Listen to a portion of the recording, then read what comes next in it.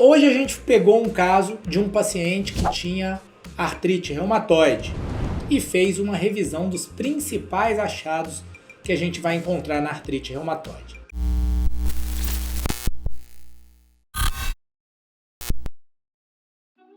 Então, a artrite reumatoide é uma doença inflamatória multissistêmica que acomete predominantemente mulheres.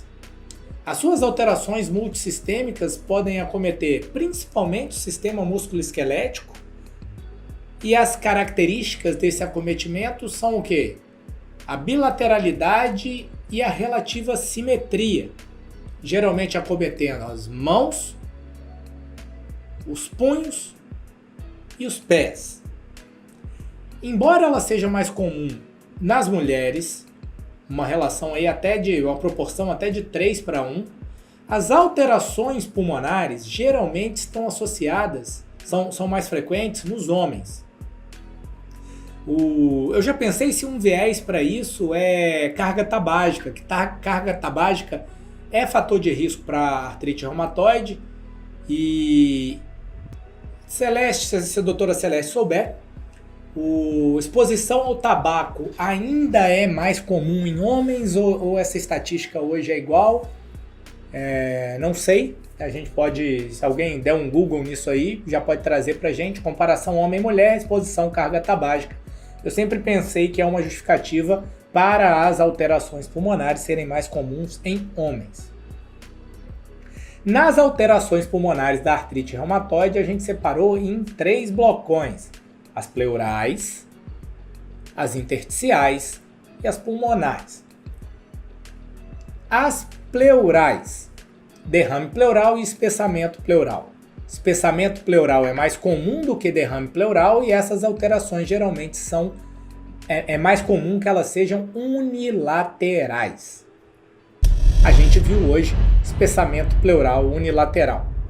Beleza. Espessamento pleural, a gente pode dividi-lo em maligno contra benigno, focal contra difuso.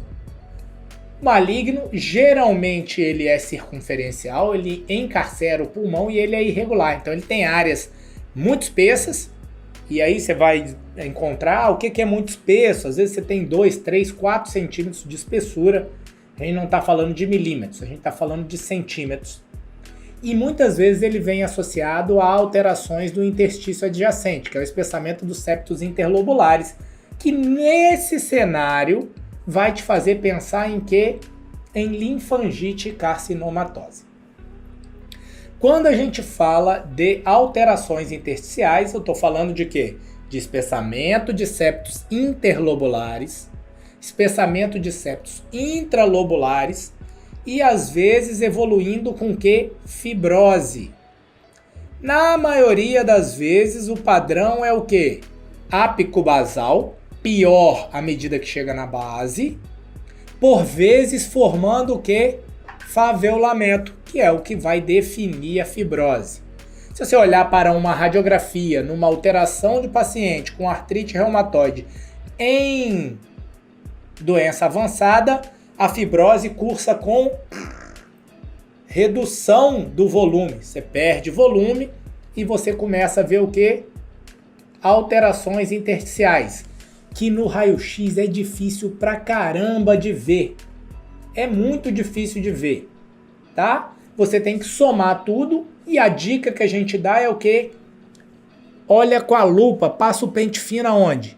Aqui na periferia das bases, que você vai ver linhas que saem da parede, que vêm até aqui na beiradinha, que são os septos interlobulares.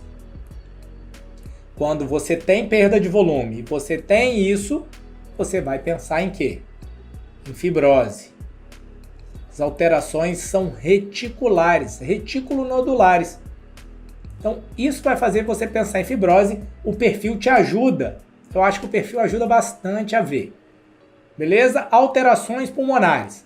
Nódulos pulmonares. Os nódulos pulmonares podem ser periféricos, geralmente são periféricos, podem cavitar. Os cavitados podem cursar, eventualmente, complicar com pneumotórax. Na prática, você vai ter dificuldade de fazer diagnóstico nos cavitados, se o paciente fuma com neoplasia, com tuberculose. Beleza? Se for múltiplo, você começa a pensar mais para um lado do que para o outro, mais para o infeccioso. Bronquiolite obliterante. Principais achados: padrão de atenuação em mosaico, espessamento de paredes brônquicas. Além disso, a artrite reumatoide pode cursar com que? Bronquiectasias. Feita a revisão, falando agora do sistema cardiovascular, a gente pode procurar pericardite, derrame pericárdico e doença o quê? Aterosclerótica. Nesse caso aqui, se a gente olhar, a gente tem um pouquinho de aterosclerose num paciente de 70 anos. Isso aqui eu não acho até que é por causa da artrite reumatoide. O paciente de 70 anos vai encontrar essas alterações aí e isso impacta no prognóstico. Os pacientes têm o aumento do risco cardiovascular. Além disso, se tiver incluído no exame, você vai olhar o quê? O baço. Lembra que é multissistêmico, que pega o sistema, chamar aqui de hematopoético, e aí, se tiver esplenomegalia, mais artrite reumatoide, isso é mais prova, né? E neutropenia, síndrome de Felt. Ponto para Carol, faixa verde para Carol. Muito bem, Carol. Tá feita a revisão, vou dar uma olhada no que a galera escreveu e já volto para cá.